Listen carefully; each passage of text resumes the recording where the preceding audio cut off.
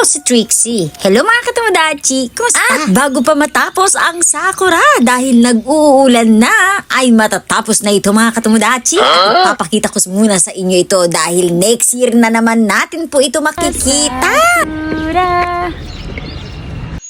Dire-diretso yan mga katomodachi hanggang dun sa dulo pa ikot. Nice! Hanggang dun sa dulo pa ikot nito. Playground na to. Yan. Paikot po siya dyan. Sobrang dami ng sakura dito. At siya ay malapit nang matapos. Ay, Wow!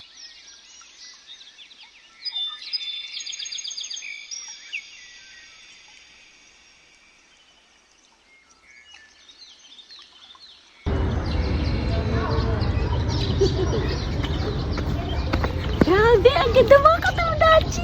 Thank you for watching.